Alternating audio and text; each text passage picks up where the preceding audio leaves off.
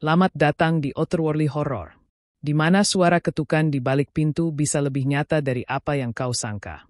Di mana perjalanan malam tak selalu berujung pada tempat tujuan. Jika kau menonton ini larut malam dengan lampu redup, pastikan kau mengunci semua pintu. Karena malam ini, kami akan membawamu pada kisah yang hanya terdengar berbisik dalam bayang kereta. Sebuah cerita yang tak hanya membuat bulu kuduk berdiri, tapi juga membuatmu berpikir dua kali sebelum menunggu di peron stasiun yang sepi. Judul malam ini, Stasiun Kereta Hantu. Duduklah, dengarkan baik-baik, karena stasiun terakhir mungkin adalah tempat kau tak pernah bisa kembali. Aku selalu menyukai perjalanan kereta malam. Ada ketenangan dalam deru mesin dan hentakan roda baja yang berulang. Menyenangkan bagi seseorang sepertiku yang lebih suka menyendiri, berpikir, dan mengamati dunia dari jendela tanpa harus menyapanya. Aku seorang insinyur sipil yang sering berpindah kota, dan kereta menjadi tempatku merasa netral. Tak terikat kota manapun, tak menetap pada satu titik. Malam itu, aku naik dari kota kecil di Jawa Barat, menuju kota berikutnya tempat proyek jembatan akan dimulai. Aku terlambat mengejar kereta malam reguler.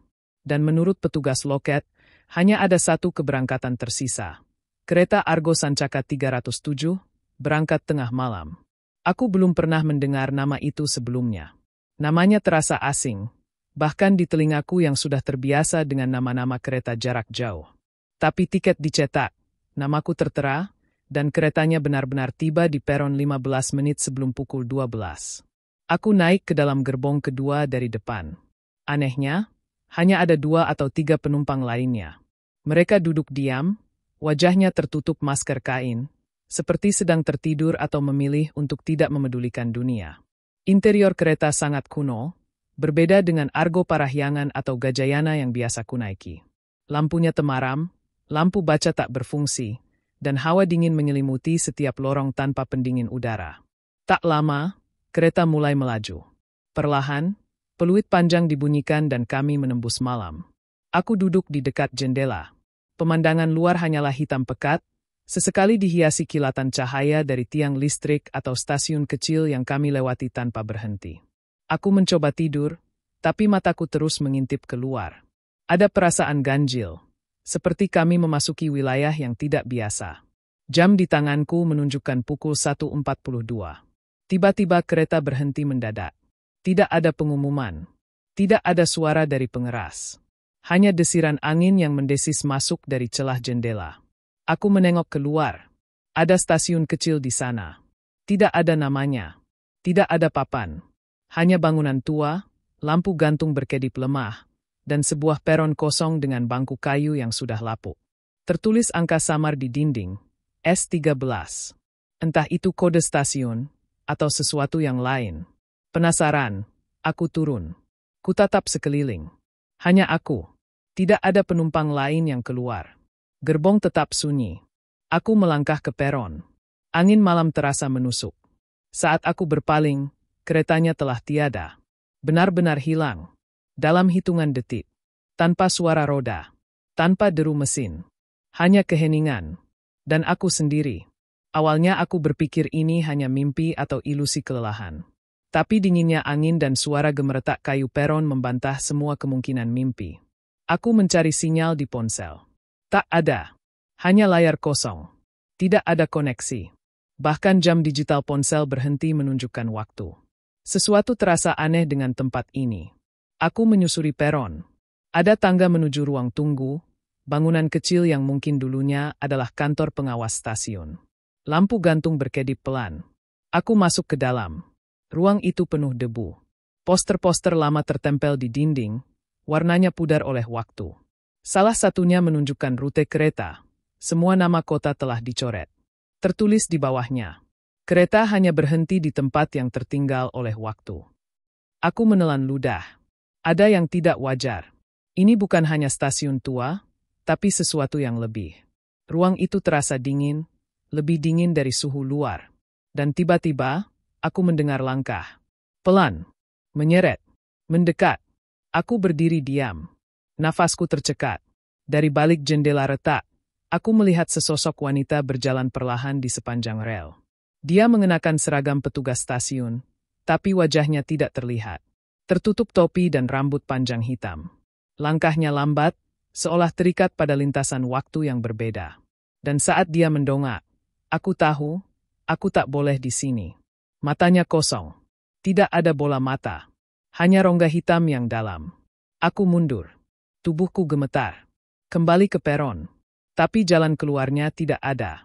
Gerbang peron ditutup rantai karatan. Aku mencoba berteriak. Tapi tak ada suara. Hanya gema dari dalam dadaku sendiri. Dan dari kejauhan, aku mulai mendengar suara. Kereta. Tapi suaranya bukan seperti kereta biasa. Terdengar seperti logam diseret paksa. Berdentang pelan. Menyiksa. Dan dari kabut, sebuah lokomotif muncul. Berwarna hitam. Tanpa cahaya. Dan tanpa masinis. Kereta itu berhenti tepat di peron. Pintu gerbong terbuka perlahan. Asap putih mengepul dari dalam. Dan suara-suara pelan, seperti bisikan. Memanggil namaku. Aku berdiri terpaku di depan pintu gerbong yang terbuka. Asap putih masih mengambang perlahan dari dalam, bukan uap panas, tapi lebih seperti kabut dingin yang tak menyatu dengan malam. Suara bisikan itu belum berhenti. Pelan, seperti gumaman doa dalam bahasa yang tak kupahami. Tapi entah bagaimana, aku tahu, mereka memanggilku. Mereka menginginkanku masuk. Aku harus pergi dari tempat ini, pikirku. Tapi kemana? Stasiun ini tak memiliki jalan keluar, dan rel yang mengarah keluar hanya tenggelam dalam kabut yang tak menyingkapkan arah manapun. Dengan langkah ragu, aku menaiki anak tangga ke dalam gerbong. Begitu aku masuk, suhu langsung berubah drastis. Seolah seluruh panas tubuhku disedot keluar. Gerbong itu tidak menyala. Tidak ada penerangan. Namun, aku bisa melihat dengan jelas, dengan cara yang tak logis. Seolah cahaya berasal dari pikiranku sendiri, bukan dari luar. Baris-baris kursi tua berjajar seperti kerangka bangkai hewan yang membusuk. Sebagian ditutupi kain putih seperti tubuh jenazah yang belum sempat dikuburkan. Lantainya berdebu dan basah. Ada jejak sepatu yang menyeret, tapi tak menuju keluar, hanya menuju ke dalam. Ke dalam gerbong-gerbong berikutnya. Aku melangkah pelan. Suara langkahku nyaris tidak terdengar. Tapi ada suara lain. Ketika aku melewati baris kelima, aku melihat sesuatu. Di kursi dekat jendela, seseorang duduk membelakangiku. Rambutnya panjang. Punggungnya membungkuk. Tubuhnya diam. Tak bergerak. Aku menahan napas. Permisi, bisikku, sebuah refleks tak sadar, walau aku tahu tak seharusnya aku berbicara. Sosok itu perlahan menoleh. Tapi hanya separuh. Dan aku bersyukur, karena apa yang kulihat, bukan wajah manusia. Setengah sisi wajahnya kosong. Seperti terbakar. Bibirnya menyungging senyum yang tak seharusnya bisa dibuat oleh otot wajah siapapun. Ia memandangku tanpa mata. Tapi aku tahu, dia melihatku. Aku mundur. Tapi saat aku berbalik, kursi-kursi di belakangku telah terisi. Puluhan penumpang. Semua duduk diam. Semua menunduk. Semua membisu. Tapi tak satu pun dari mereka tampak hidup. Wajah mereka putih pucat. Bibir mereka membiru. Dan mata mereka seakan menatap dari balik kematian. Gerbong itu bukan untuk manusia. Ini adalah kereta kematian. Aku berlari ke gerbong berikutnya. Pintu berderit berat. Dan aku masuk ke gerbong 2. Di sini, dinding-dindingnya lebih rusak. Jendela tertutup papan. Udara makin pengap. Di langit-langit, ada sesuatu yang menggantung. Aku mendongak, dan aku melihat sepatu. Banyak. Ratusan pasang sepatu menggantung seperti persembahan. Beberapa kecil seperti milik anak-anak. Beberapa sudah usang. Sobek. Berdarah. Lalu aku menyadari, suara bisikan kini berubah menjadi tangis. Tangisan wanita. Tangisan anak-anak. Dari balik kursi, dari balik dinding, dari balik lantai. Aku berjalan cepat. Napasku berat. Saat aku melewati lorong kecil, kulihat sebuah pintu kecil di sisi kanan gerbong. Pintu yang sangat tidak lazim ada dalam kereta, pintu seperti lemari pendingin mayat di rumah sakit. Aku ragu, tapi tangan ini bergerak sendiri. Kubuka perlahan. Ada tubuh. Tubuh manusia. Meringkuk, tubuh wanita paruh baya, mengenakan seragam petugas stasiun. Matanya terbuka. Menatapku. Tiba-tiba, dia berbicara. Tapi bukan dengan suara. Suara itu langsung masuk ke dalam kepalaku. Ini bukan kereta untuk yang masih hidup. Tapi kau telah naik. Maka, kau harus turun. Turun di tempat yang telah lama ditinggalkan oleh waktu. Seketika, tubuh itu hancur menjadi debu. Mata dan mulutnya tetap menyeringai, bahkan saat semua telah hilang. Aku jatuh terduduk. Tanganku gemetar. Tapi sebelum aku bisa bangkit, pintu ke gerbong berikutnya terbuka sendiri. Kabut menyebar dari dalam. Dan suara pelan terdengar. Lanjutkan, kau sudah separuh jalan. Tak ada pilihan. Aku bangkit dan melangkah masuk. Gerbong ketiga kosong. Tapi di setiap jendela, aku melihat wajah-wajah menatap dari luar. Padahal kereta sedang melaju. Tak mungkin ada orang di luar. Wajah-wajah itu seperti tersangkut di luar kaca. Seperti jiwa-jiwa yang tertinggal, tak mampu masuk, tapi juga tak bisa pergi. Beberapa mengetuk kaca. Beberapa menangis. Dan satu dari mereka adalah wajahku. Aku melihat diriku sendiri, memandang dari balik jendela, seolah aku yang di luar adalah versi yang tak sempat naik. Dan aku yang di dalam adalah versi yang telah salah memilih. Aku hampir kehilangan akal. Kepalaku sakit. Tapi gerbong terus bergerak. Kereta terus melaju. Dan suara tangisan makin kuat. Di tengah gerbong, ada kursi tunggal yang berbeda dari yang lain. Kursi itu menghadap ke belakang. Di atasnya, tergantung plakat kayu bertuliskan. Tempat bagi yang terakhir. Aku tak ingin duduk di sana. Tapi kakiku melangkah sendiri. Dan begitu aku duduk, kereta berhenti. Semua sunyi. Tak ada suara. Tak ada angin. Tak ada waktu. Pintu terbuka perlahan. Di luar, bukan peron. Tapi lorong panjang. Gelap. Hanya diterangi satu lentera di ujungnya. Aku turun. Dan langkahku mengarah ke sana. Aku sadar. Kereta ini bukan membawa penumpang, tapi mengantarkan jiwa. Aku melangkah keluar dari gerbong, menjejak tanah yang tak kukenal. Kereta di belakangku tidak bergerak. Tapi begitu aku memalingkan wajah sebentar, suara dentang peluit menggema, dan saat kutoleh kembali, kereta itu telah lenyap, bersama rel yang membawanya pergi. Yang tersisa hanya tanah kosong. Lembab. Seperti pekuburan yang tak diberkati. Kabut menggulung pelan, dan di depanku, lorong batu tua menyambutku. Lorong itu sempit, seperti pintu waktu yang dibangun oleh tangan yang telah melupakan dunia. Dinding-dindingnya dipenuhi ukiran aneh, seperti simbol-simbol ritual. Tak ada suara selain detak jantungku yang menggema di antara lorong sempit yang lembab itu. Langkah kakiku memantul dalam keheningan yang menyakitkan. Aku tidak tahu di mana aku berada. Tidak ada arah mata angin. Tapi satu hal yang pasti, aku telah meninggalkan dunia yang kukenal. Di ujung lorong, muncul bangunan tua. Tinggi. Retak. Kusam. Di atas gerbangnya, plakat berkarat masih tergantung miring. Tulisan yang hampir tak terbaca itu akhirnya jelas setelah kudekati.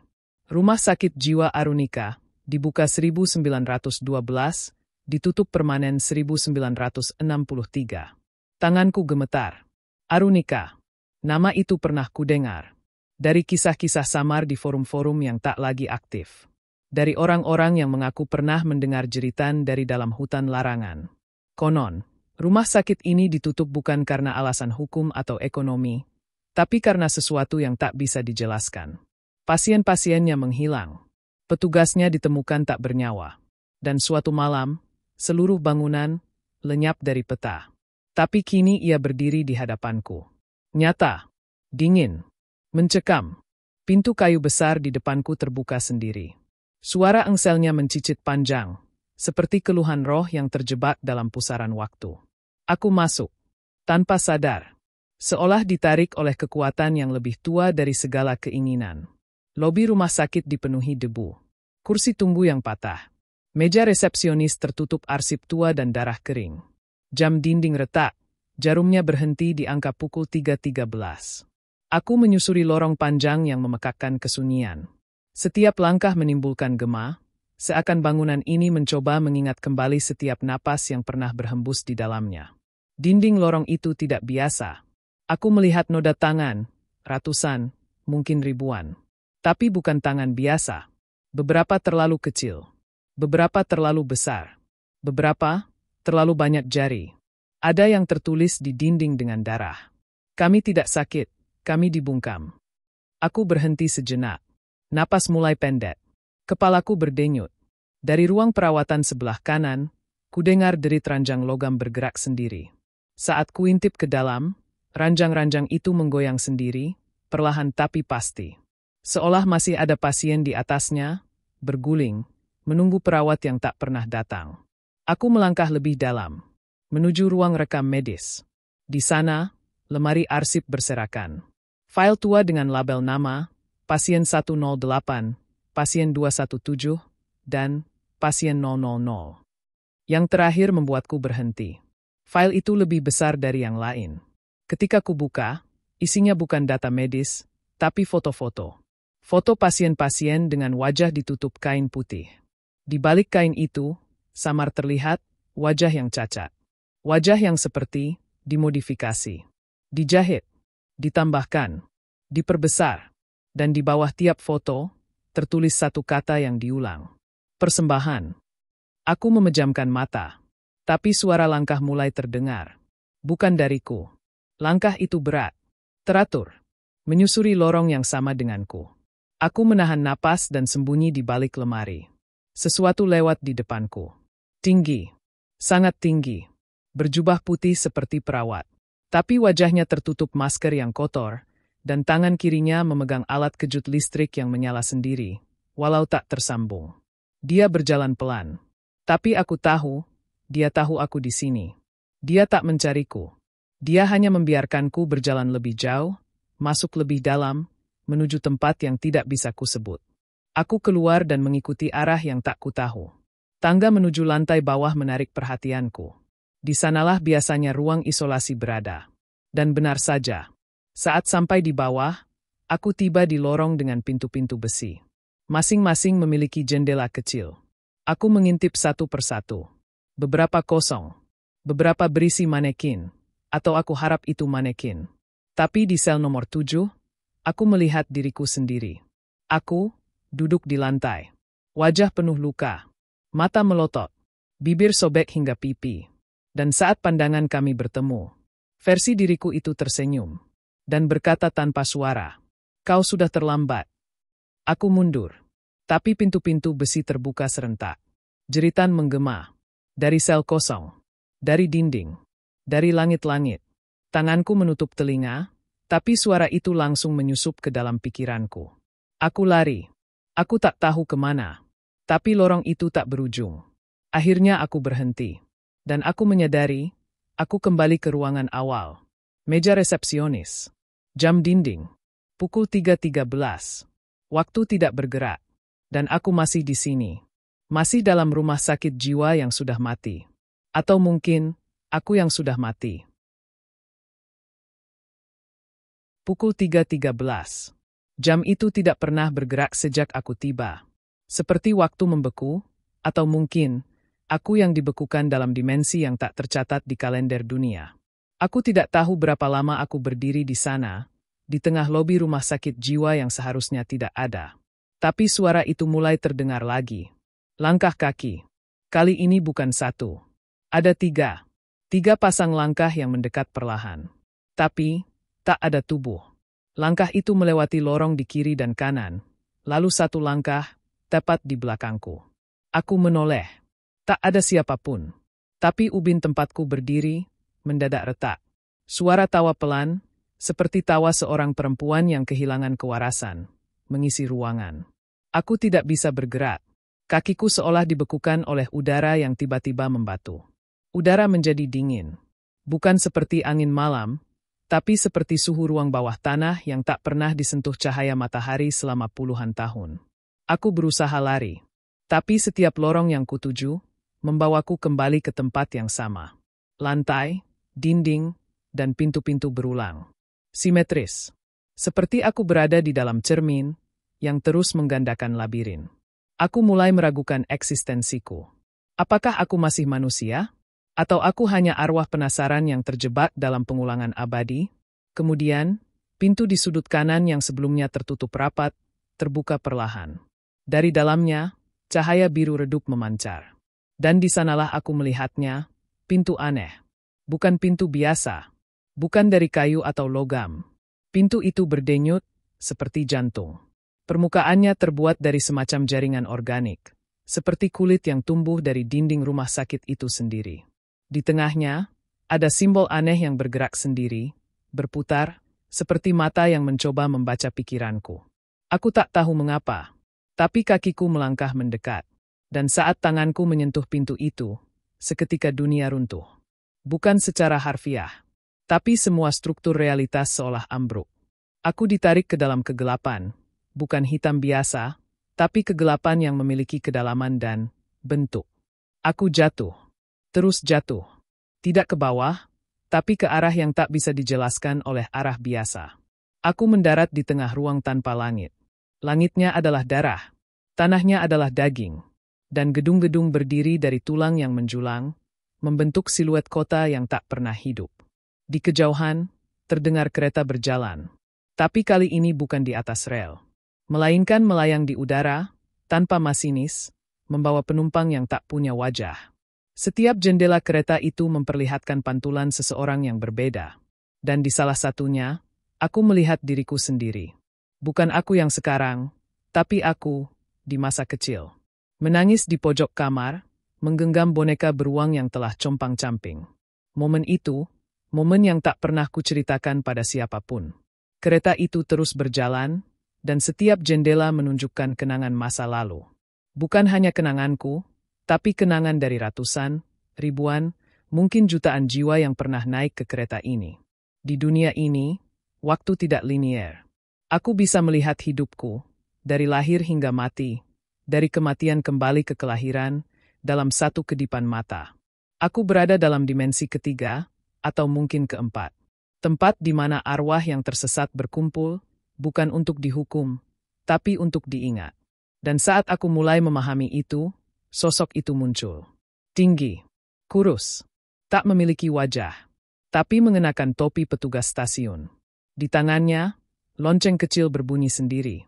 Dengungnya menembus telinga hingga ke dalam tulang. Dia menunjuk ke arah peron. Peron dari tulang, tempat kereta lain menunggu. Gerbongnya hitam legam, jendelanya ditutupi kain kasa berdarah. Dan dari dalam, terdengar nyanyian. Nyanyian nenek tua yang tak memiliki gigi, melantunkan lagu Nina Bobo dalam bahasa yang telah punah. Aku tahu, aku harus memilih. Tetap di tempat ini, atau naik ke kereta itu. Tapi sebelum sempat kupilih, tanah di bawahku pecah. Dan aku jatuh lagi. Kali ini aku tidak mendarat di dunia berdaging itu. Aku terbangun, di atas rel yang kosong. Di tengah malam, hanya ada bintang mati di atas langit. Dan jam di tanganku, berputar mundur. Rel di bawah kakiku dingin. Dingin bukan karena logamnya, tapi karena seolah menyimpan kesunyian ribuan arwah yang pernah melintasinya. Saat aku berdiri di sana, di tengah rel yang entah menuju kemana, aku merasa seperti satu-satunya makhluk hidup di semesta. Tapi aku tahu itu tidak benar. Karena udara berbisik. Dan bisikan itu bukan angin. Ia adalah suara, suara tanpa sumber. Seolah ditiupkan langsung ke dalam rongga kepala, merambat di antara lapisan otak dan tengkorak. Naiklah, kereta tidak menunggu dua kali. Aku menoleh, tapi tak ada siapapun. Hanya embusan kabut tebal dari kejauhan, menyelimuti jalur rel hingga tampak seperti lorong tanpa akhir. Dan di ujung lorong kabut itu, kereta itu muncul lagi. Kereta hitam legam, bergerak tanpa suara. Rodanya tidak menyentuh rel. Ia melayang, seperti dituntun oleh niat, bukan oleh mesin. Tak ada masinis, tak ada kondektur. Tapi pintu terbuka. Dan udara di sekitarku berubah. Menjadi lebih padat, lebih berat. Kakiku melangkah naik ke gerbong. Dalam gerbong itu, hanya ada satu baris kursi. Dan di setiap kursi, duduk penumpang yang seluruh tubuhnya dibungkus kain putih. Mereka tidak bergerak. Tapi aku tahu, mereka sadar. Karena mereka menoleh kepadaku, tanpa menggerakkan kepala. Kain yang membungkus mereka bergetar, seperti bernafas. Aku berjalan melewati barisan itu dan duduk di kursi terakhir. Begitu aku duduk, kereta bergerak. Tanpa suara, tanpa hentakan. Seperti menembus dimensi dengan keheningan yang sakral. Jendela di sampingku tidak menunjukkan luar, melainkan masa lalu, masa kini, dan masa depan. Aku melihat ibuku menangis di ranjang rumah sakit. Aku melihat ayahku meninggalkan rumah tanpa kembali. Aku melihat diriku, di masa depan, duduk sendirian di ruang gelap, menulis catatan tentang peristiwa ini, berusaha memperingatkan dunia tentang sesuatu yang tak akan pernah mereka pahami. Kereta ini bukan alat transportasi. Ia adalah pengakuan. Setiap gerbongnya adalah penggalan kesadaran manusia yang telah meninggalkan daging tapi belum menemukan tempat untuk jiwa. Kereta berhenti. Bukan di stasiun, tapi di tengah jurang. Di luar, jurang itu tidak gelap, melainkan menyala. Cahaya kemerahan seperti darah mendidih menyembur dari bawah. Tapi bukan api. Itu adalah energi dari jiwa-jiwa yang meledak karena tak bisa menemukan tempat. Salah satu penumpang berdiri. Ia perlahan berjalan ke pintu. Kain putih yang membungkusnya terbuka sedikit, menampakkan mata yang bolong, bukan karena hilang, tapi karena telah melihat terlalu banyak. Ia melompat, tanpa suara, dan kereta pun melanjutkan perjalanan. Kini hanya aku dan para penumpang yang tersisa. Lalu, satu persatu, mereka semua mulai berdiri dan turun. Bukan di stasiun, tapi di lokasi-lokasi yang hanya bisa dipahami oleh mereka yang telah meninggal. Ada yang turun di tengah rawa, di antara reruntuhan gereja tua, di kuburan yang tak memiliki batu nisan, dan bahkan di dalam lukisan dinding yang retak. Hingga akhirnya, tinggal aku. Gerbong menjadi kosong, tapi bukan sunyi. Karena keheningan itu, menjerit. Kereta tidak berhenti. Ia terus melaju, melewati ruang kosong, melewati langit-langit yang tak ada bintang, melewati waktu yang berjalan mundur. Aku menjadi satu-satunya penumpang. Atau mungkin, aku adalah penumpang terakhir yang belum menerima bahwa ia telah mati. Dan di depan, sosok itu muncul. Bayangan, tidak memiliki bentuk tetap.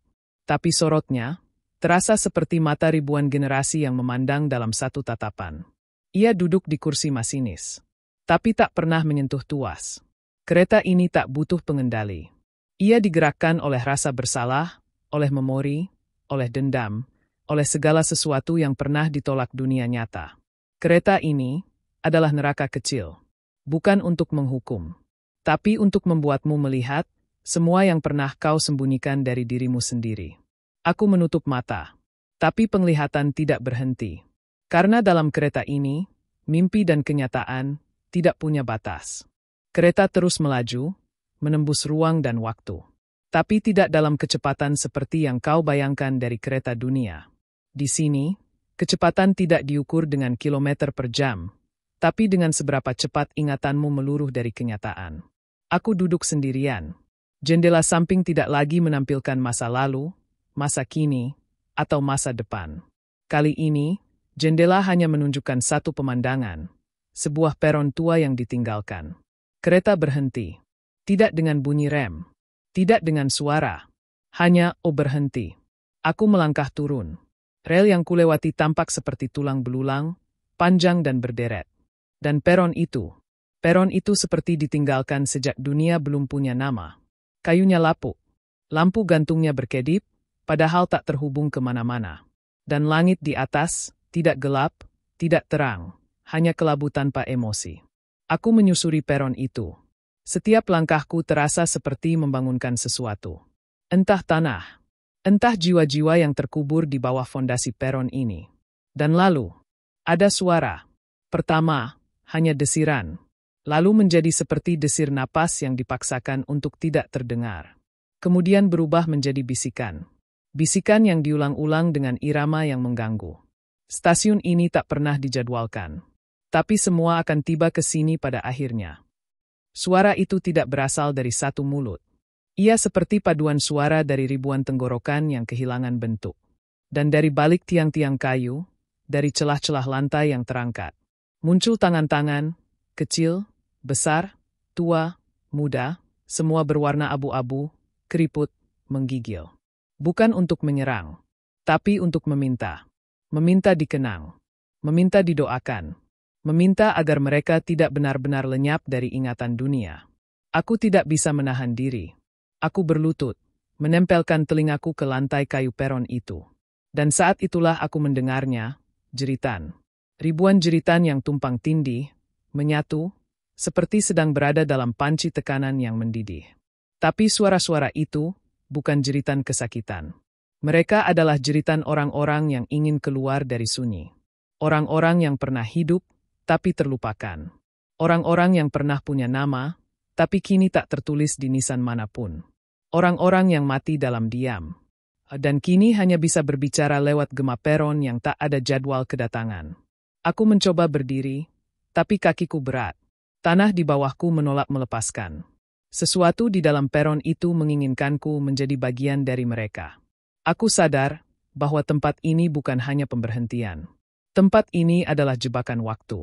Semua penumpang yang pernah merasa tidak punya tempat akan berhenti di sini. Dan bila mereka tidak kuat untuk melanjutkan perjalanan, mereka akan menjadi suara. Bagian dari bisikan-bisikan tak berujung itu. Menjadi gema di tiang kayu. Menjadi getaran di rel. Menjadi gangguan dalam mimpi orang-orang yang tidur dekat stasiun tua di dunia nyata. Aku menutup mata dan melihat masa lalu yang bukan milikku. Aku melihat seorang wanita tua menunggu suaminya yang tak pernah kembali dari perang.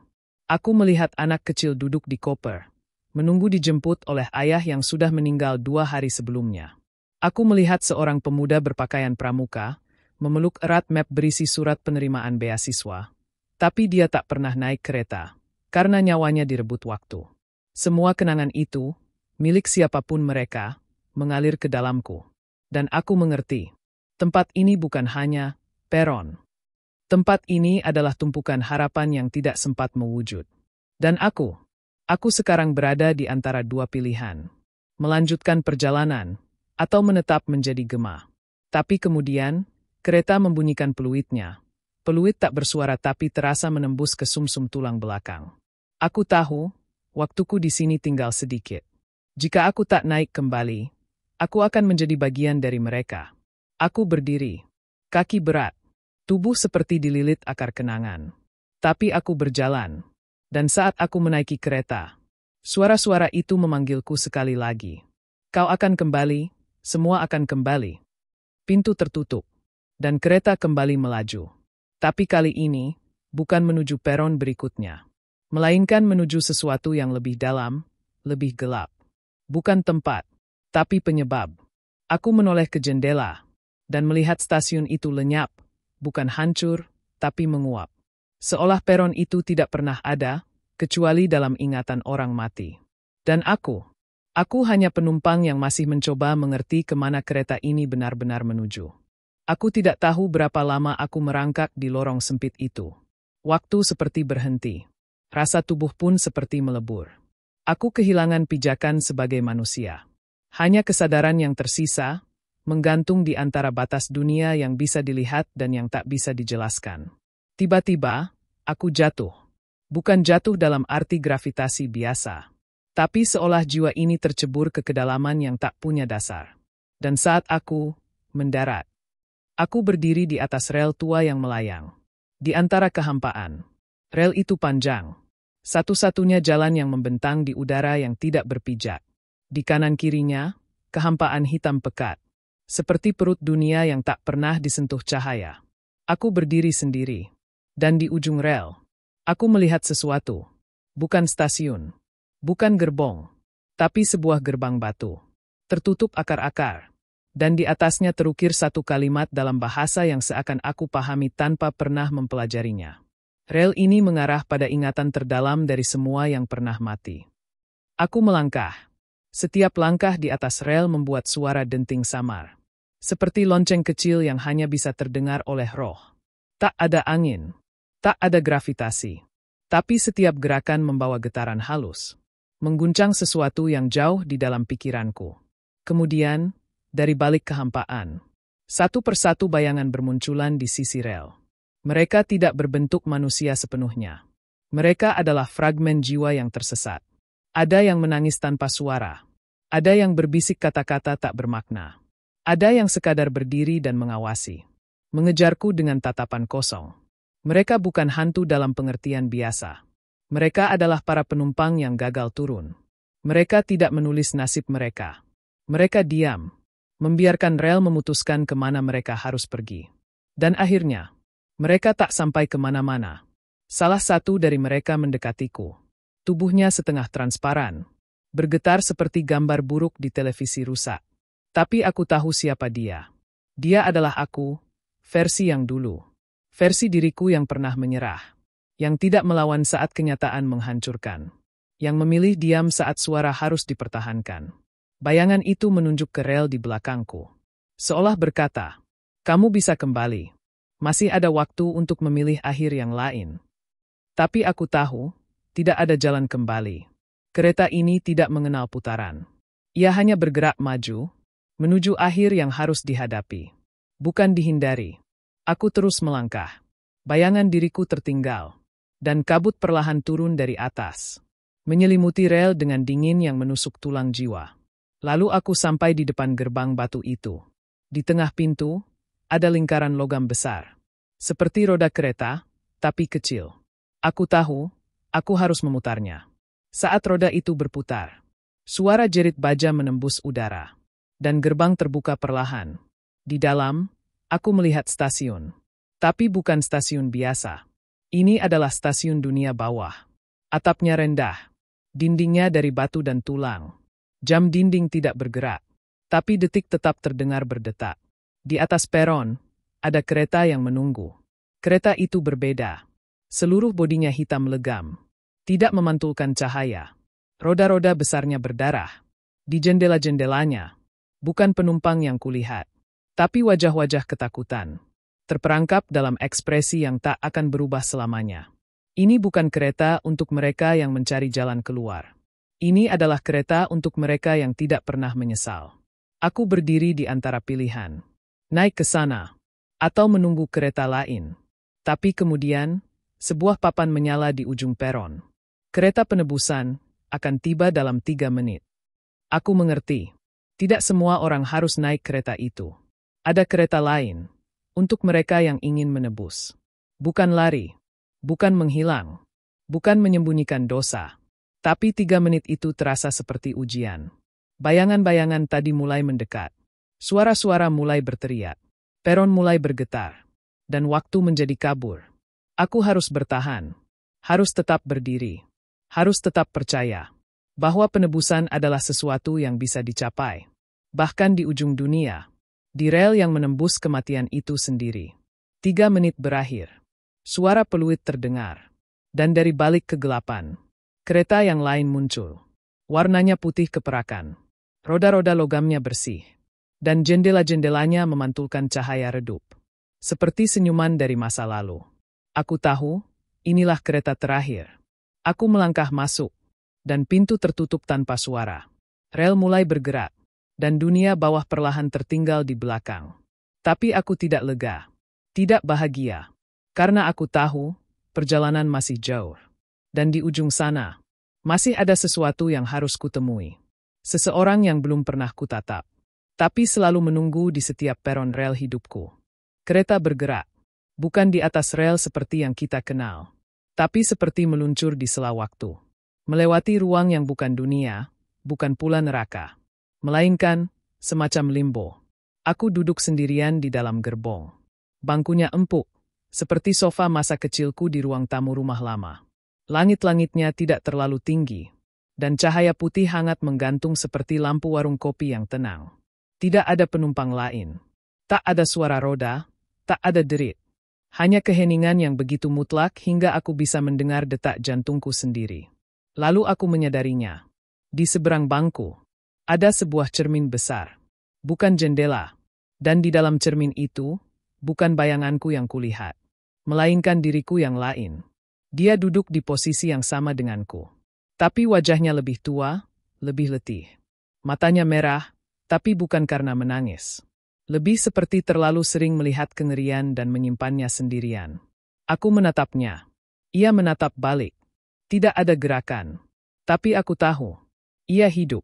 Cermin itu bukan pantulan, tapi pintu ke kesadaran yang telah hilang. Bayangan di cermin itu mulai bergerak perlahan. Dan aku menyadari, seluruh tubuhku mulai menggigil. Ia menyentuh dadanya, dan menunjukkan luka besar di sana. Bekas luka yang aku kenal. Luka yang dulu kualami saat mencoba mengakhiri semuanya di perlintasan tua itu. Saat aku berdiri di atas rel, mengira bisa menghentikan semuanya dengan satu langkah. Tapi kereta tak datang. Karena kereta tidak pernah datang untuk orang yang ingin mati. Ia hanya datang untuk orang-orang yang tak bisa lepas dari masa lalunya. Bayangan itu tersenyum pahit. Dan tiba-tiba, cermin retak. Retakan menyebar seperti jaring laba-laba. Dan dari sela-sela retakan itu, keluar asap hitam pekat, menyeruak ke dalam gerbong. Aku panik, tapi tubuhku tidak bisa bergerak. Asap itu membentuk wajah-wajah. Orang-orang yang pernah kutinggalkan. Mereka yang dulu mencoba bicara. Tapi aku terlalu sibuk dengan derita sendiri. Aku melihat ibuku, guruku, teman lamaku. Semua dengan mata kosong. Berdiri diam, memelototiku. Dan mereka berkata dalam satu suara. Meskipun mulut mereka tidak terbuka.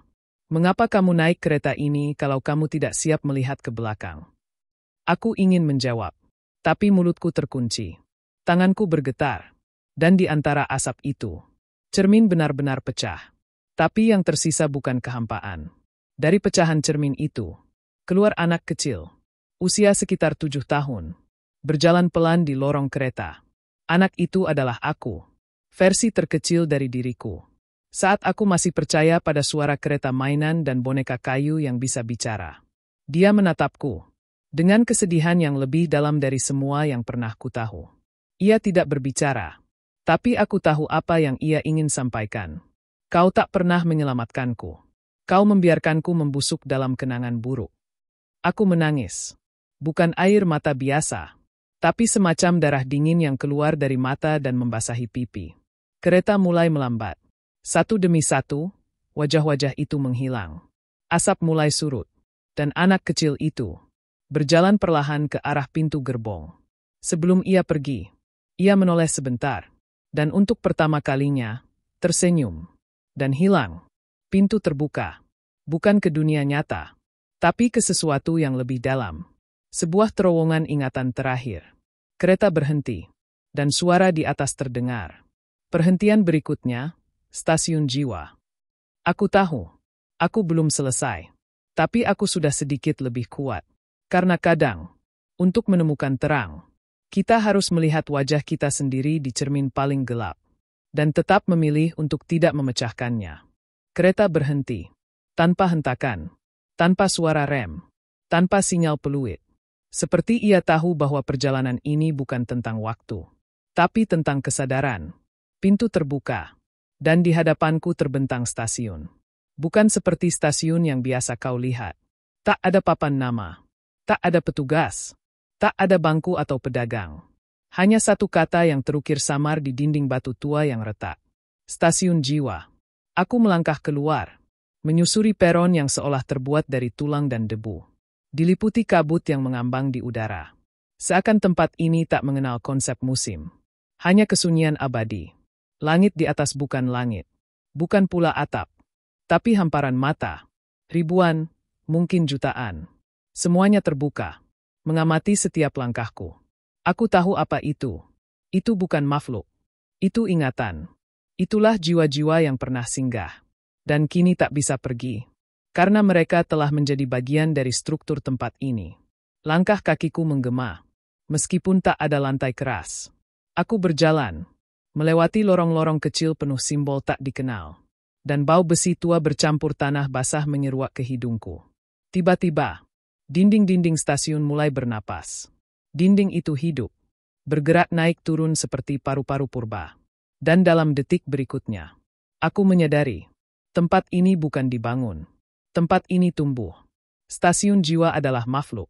Ia bukan struktur fisik, melainkan jaringan kenangan buruk dan luka lama yang tidak sembuh. Di tengah lorong, aku melihat kereta tua lain, yang tampak lebih kuno, penuh karat, dan ditutupi coretan tangan, seolah ratusan orang pernah memohon di dindingnya. Aku mendekat, dan di kaca jendelanya, terpampang wajah-wajah, bukan penumpang, tapi seperti jiwa yang terperangkap, menjerit, membeku dalam ekspresi terakhir mereka. Mereka memukul kaca, tapi tidak bersuara. Mereka menatapku, memohon, Sebagian bahkan menggores tulisan dengan darah dari jari mereka. Keluar sebelum terlambat. Jangan naik. Kami berpikir bisa kembali. Kami salah. Kereta itu tidak pernah berangkat. Karena ia bukan kereta. Ia adalah kuburan berjalan. Aku mundur perlahan. Tapi stasiun ini berubah bentuk. Tiba-tiba, lorong tempat aku berdiri terputus. Dan aku jatuh, bukan ke tanah, melainkan ke lubang kenangan sendiri. Aku melihat diriku. Di malam yang sama. Saat pertama kali aku mendengar suara peluit dari kejauhan. Aku melihat tubuhku yang terduduk di peron tua. Sendirian. Memegang surat terakhir yang tak pernah kukirim. Aku ingin berteriak kepada diriku sendiri. Tapi tubuh ini tak bisa bicara. Stasiun jiwa tidak membiarkanmu memperbaiki kesalahan. Ia hanya membuatmu mengulang kesalahan. Sampai kau tak bisa membedakan. Mana yang nyata, dan mana yang sekadar rasa bersalah. Tiba-tiba aku kembali berdiri. Di tengah ruang bundar penuh kaca. Cermin besar di sekeliling. Dan setiap cermin menampilkan versi diriku yang berbeda. Satu tersenyum palsu. Satu penuh amarah. Satu tak berhenti menangis. Satu dengan mata kosong seperti mayat. Satu sedang duduk memegang pisau. Satu sudah tidak bernyawa. Stasiun jiwa adalah tempat pertemuan antara dirimu. Dan semua kemungkinan terburuk dari dirimu sendiri. Dan dari bayangan itu, muncul sosok penjaga. Ia tinggi. Berjubah hitam. Tapi tak punya wajah. Hanya topeng putih polos. Tanpa lubang mata. Ia tidak mendekat. Ia menunjuk. Ke arah salah satu pintu di ujung stasiun. Pintu itu terbuat dari cahaya. Tapi cahaya yang menakutkan. Karena bukan semua terang menyelamatkan. Sebagian justru membakar habis segalanya. Aku mengerti. Ini bukan stasiun terakhir. Masih ada satu tujuan. Perjalanan ke pengampunan. Tapi untuk sampai ke sana, aku harus meninggalkan semua bayangan di belakangku. Meninggalkan luka, rasa bersalah, dan suara-suara yang terus bergema sejak malam itu. Aku harus naik kereta terakhir. Kereta yang bukan membawa jasad, tapi membawa kesadaran. Kereta itu muncul perlahan. Putih, tak berisik, dengan pintu yang terbuka tanpa suara. Dan aku tahu, jika aku masuk, aku tidak akan kembali sebagai orang yang sama. Aku melangkah. Dan sekali lagi, stasiun jiwa menutup pintunya. Dengan bisikan, yang pernah masuk, tak pernah benar-benar keluar. Tapi aku tak lagi takut. Karena untuk pertama kalinya, aku tahu kemana aku akan pergi. Kereta terakhir bukan seperti kereta yang kau kenal. Ia tidak berjalan di atas rel. Tapi di atas jalan kenangan. Relnya bukan dari baja. Tapi dari jejak waktu. Terbuat dari keputusan yang tak pernah diucapkan. Dan perasaan yang tak pernah diselesaikan. Aku duduk di kursi paling belakang. Sendirian. Semua kursi lain kosong. Atau setidaknya terlihat kosong. Tapi aku tahu. Aku tidak sendiri. Di kaca jendela, bayangan samar-samar muncul. Satu persatu. Wajah-wajah dari masa lalu. Beberapa aku kenal. Beberapa tidak. Namun semuanya membawa perasaan. Takut, rindu, penyesalan. Dan kematian yang tidak sempat dimengerti. Kereta melaju perlahan. Tanpa suara. Tanpa getaran. Seolah waktu tak lagi memegang peran. Dan ruang hanyalah ilusi tipis yang siap sobek kapan saja. Pemandangan di luar adalah keheningan itu sendiri. Pohon-pohon tumbuh terbalik. Daunnya seperti helaian kertas terbakar di ujung. Langit berubah warna setiap detik. Dari ungu pekat ke merah darah. Dari biru kehampaan ke hitam tak bernama. Kereta melaju menembus lanskap-lanskap yang bukan dunia nyata. Melainkan bentang alam kesadaran. Kami melewati hutan ingatan. Laut dendam. Dan lembah tanpa cahaya. Dan semakin jauh aku melaju. Semakin ringan tubuhku terasa. Karena perlahan, kereta ini mengupas siapa aku. Satu demi satu. Topeng yang pernah kupakai. Topeng yang bahkan tak kusadari telah menempel begitu lama. Semuanya jatuh. Aku melihat ke jendela dan tak lagi mengenali bayangan diriku sendiri. Bukan karena berubah rupa, tapi karena untuk pertama kalinya, aku melihat diriku yang asli. Dan ternyata, diriku tak pernah benar-benar hidup. Selama ini aku hanya berjalan melalui hidup. Seperti hantu yang lupa bahwa ia sudah mati. Kereta berhenti. Tiba-tiba, tak ada pengumuman. Tak ada tanda. Pintu terbuka, dan hanya ada kegelapan di luar. Tapi di dalam kegelapan itu, ada keheningan yang jujur. Bukan ketakutan, bukan ancaman, melainkan undangan untuk menutup mata dan melangkah tanpa alasan lain selain menerima. Aku berdiri, dan saat kakiku menyentuh lantai luar kereta, aku tidak jatuh. Aku tidak menghilang. Aku larut ke dalam cahaya yang lahir dari kegelapan. Bukan cahaya surgawi, tapi cahaya dari pengakuan bahwa aku telah melalui semuanya. Kesalahan, kehilangan, rasa malu, kemarahan, dan penyesalan. Dan kini hanya tersisa kesadaran kosong, yang tak lagi memohon, tak lagi bertanya, hanya diam, dan siap untuk melepaskan. Aku berjalan di jalan tanpa ujung, tanpa tahu kemana. Tapi untuk pertama kalinya, aku tidak butuh tahu. Stasiun telah ditinggalkan, kereta telah pergi, dan aku tak lagi menjadi bagian dari dunia yang sama. Aku telah menumpang kereta terakhir, dan menyelesaikan perjalanan yang selama ini kutolak untuk mulai.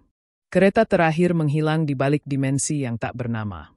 Aku menemukan diriku berjalan menyusuri koridor gelap yang tampaknya tak memiliki akhir. Bukan koridor stasiun, bukan juga dunia nyata yang pernah kukenal, melainkan sebuah ruang antara. Ruang di mana waktu dan kesadaran berdempetan seperti dua bayangan yang saling menelan. Langkah kakiku bergema, namun tidak ada lantai yang kupijak. Seolah aku berjalan di atas suara itu sendiri. Suara-suara yang entah milik siapa. Tangisan kecil, bisikan nama yang tak pernah selesai disebut, dan panggilan lirih dari arah yang tak bisa kutentukan. Lalu, aku melihat mereka, penumpang yang hilang. Mereka berdiri diam, tersesat antara stasiun dan kenyataan, antara kehidupan dan pengakuan. Wajah mereka seperti bayangan yang dilukis di atas uap cermin. Ada yang menyentuh dinding kosong. Ada yang terus menatap jam tua yang jarumnya tak bergerak. Beberapa berbisik tanpa suara, mengulang rute yang tak pernah datang. Mereka bukan hantu biasa. Mereka adalah fragmen, potongan jiwa yang gagal naik kereta karena tak pernah mau pergi. Aku menyadari satu hal mengerikan. Aku pernah menjadi salah satu dari mereka. Ya, dulu. Aku juga pernah berdiri di sana, memeluk penyesalan terlalu erat, menanti kereta yang tak pernah kupanggil, tertambat di stasiun yang hanya hidup dalam ilusi, terjebak karena enggan melepaskan luka yang memberi identitas. Karena tanpa luka itu, aku merasa tidak ada apa-apanya. Salah satu dari mereka menatapku. Wajahnya setengah hilang, tapi matanya penuh makna. Dan aku mengenalnya, bukan dari dunia luar, tapi dari dalam diriku sendiri. Itu adalah sisi diriku yang tak pernah tumbuh. Bagian yang berhenti ketika sesuatu dalam hidupku hancur. Mungkin sejak kematian seseorang, mungkin sejak kepergian, atau sejak pengkhianatan. Aku tak ingat jelas. Yang ku tahu, aku menyimpannya. Di ruang ini, di peron batinku sendiri. Ia tak bicara, hanya menunjuk ke arah jam yang rusak. Dan saat aku melihatnya, jarum jam mulai bergerak lagi. Perlahan, namun tak menuju pukul yang baru, melainkan berputar mundur. Aku kembali ke saat pertama aku datang ke stasiun. Ke malam itu, ke suara kereta pertama yang hanya kudengar dalam mimpi. Keketukan langkah yang membangunkanku dari tidur panjang. Semuanya terasa sama, namun kini aku menyaksikannya bukan sebagai korban, melainkan sebagai saksi. Sebagai seseorang yang telah melewati apa yang belum disadari oleh banyak jiwa lain. Dan dari kejauhan, aku melihat satu kursi kosong di dalam kereta. Masih kosong, masih menungguku. Tapi bukan untuk pergi, melainkan untuk kembali. Kembali membawa pesan bagi mereka yang masih terjebak. Bahwa tidak semua yang hilang harus dicari. Tidak semua luka harus disembuhkan. Beberapa hanya perlu diterima, lalu dilepaskan. Seperti kereta terakhir yang tak pernah kembali ke rel yang sama.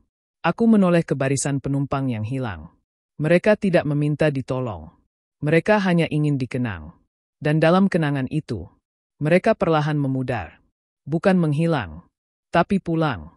Dan aku pun sadar, mungkin tujuan sebenarnya bukan naik kereta, tapi memahami bahwa kita tak pernah benar-benar sendiri di peron sunyi itu. Bahwa setiap jiwa punya stasiunnya masing-masing. Dan kereta yang akan datang selalu tepat waktu, Jika kita cukup berani untuk berdiri dan menunggu dalam diam. Di dunia ini, sinyal adalah tanda bahwa segalanya masih berfungsi. Lampu peron yang berkedip, lonceng kecil yang berbunyi, bahkan suara peluit dari kejauhan. Semua itu menandakan bahwa sesuatu akan datang, atau sesuatu telah pergi. Namun ada satu sinyal yang tak pernah padam, tak pernah berbunyi, tak pernah terlihat. Ia berdenyut dalam gelap. Ia hidup di antara ruang. Dan aku, yang telah melewati batas kereta terakhir, kini mendengar sinyal itu dalam jiwa sendiri. Bukan sinyal dari dunia fisik, melainkan dari sesuatu yang lebih dalam, lebih tua dari waktu, dan lebih sepi dari kematian. Sinyal itu bukan panggilan, tapi peringatan bahwa sekali kau menyadarinya, kau tidak bisa kembali menjadi orang yang sama. Aku berdiri kembali di peron. Tapi bukan peron biasa. Ini adalah pantulan dari tempat pertama kali aku kehilangan arah. Relnya tak terbuat dari besi, melainkan dari kesadaran yang retak-retak. Dan di ujung rel itu, bukan cahaya, melainkan mata. Sepasang mata raksasa, mengawasi dengan sabar, tanpa ekspresi. Mata itu tidak menghakimi, tidak memanggil, hanya melihat. Sebagai saksi, aku mendekatinya. Semakin dekat aku melangkah, semakin berat tubuhku terasa. Bukan karena ketakutan, melainkan karena ingatan yang belum selesai. Sinyal itu berasal dari dalam diriku. Ia tak padam, karena aku belum pernah betul-betul mendengar. Aku hanya lari, berpindah dari stasiun ke stasiun, menunggu kereta yang tak kutahu akan membawa kemana. Dan kini, sinyal itu menuntut satu hal dariku. Menghadapi semua yang telah kuabaikan. Aku melihat diriku sendiri, berdiri di rel, tapi versi diriku yang lebih muda, lebih penuh harapan, tapi juga lebih penuh luka. Matanya kosong, dan di tangannya, sebuah tiket, tapi tidak untuk pergi. Tiket itu bertuliskan satu kata, hadapi. Aku berlutut, mata itu menghilang, peron mulai larut, dinding dunia bergetar. Dan sinyal itu berhenti berdetak. Karena untuk pertama kalinya, aku tidak lagi menunggu. Aku menyatu dengan kereta, dengan rel, dengan stasiun, dengan semua penumpang yang hilang. Karena ternyata kita semua adalah bagian dari satu perjalanan yang hanya terasa menyeramkan. Karena kita mencoba melarikan diri darinya. Sinyal itu bukan ancaman. Ia adalah ingatan akan asal. Dan kini, aku tak takut lagi jika ia berbunyi. Karena aku tahu, yang akan datang bukan akhir, melainkan kesadaran yang utuh. Lampu terakhir padam, peron menghilang, tapi sinyal itu tetap menyala dalam diriku. Dan di dalam sunyi itu, aku mendengar satu kalimat, engkau telah kembali. Jika kau sudah sampai di bagian ini, maka kau telah ikut dalam perjalanan panjang, melewati rel-rel sunyi, di antara kabut, dan bisikan yang tidak punya asal. Dan kini, kita tiba di peron terakhir. Ada semacam hening yang tak bisa dijelaskan.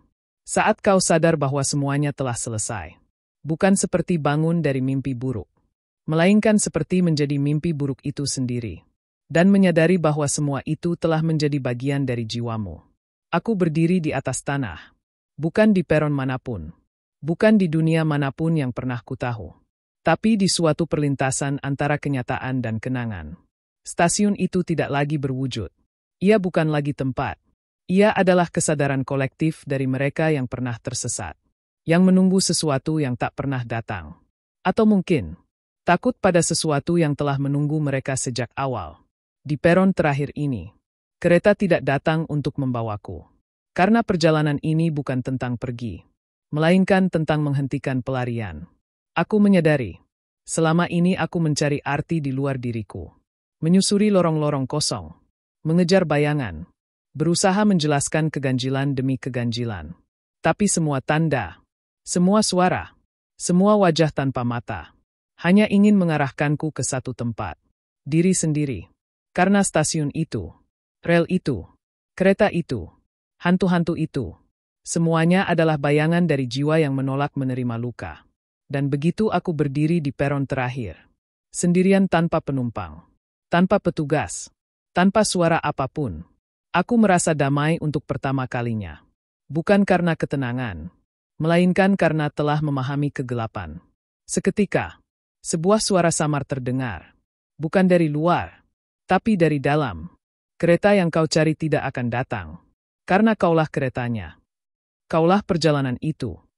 Kaulah satu-satunya penumpang yang selalu ada di dalam dirimu sendiri. Lampu padam. Waktu berhenti. Peron terakhir tidak hancur, melainkan bertransformasi menjadi cahaya tipis. Seperti uap yang naik ke udara, lalu menghilang. Aku tak tahu di mana aku sekarang. Apakah aku masih hidup? Apakah aku masih manusia? Atau hanya jejak narasi yang mengembara dalam pikiran orang-orang yang pernah melintasi jalur yang sama? Satu hal yang ku tahu, aku telah sampai di ujung. Dan ujung itu bukan akhir, melainkan pintu. Dan setiap pintu adalah awal dari cerita lain. Otherworldly Horror mengucapkan terima kasih karena telah ikut dalam kisah ini.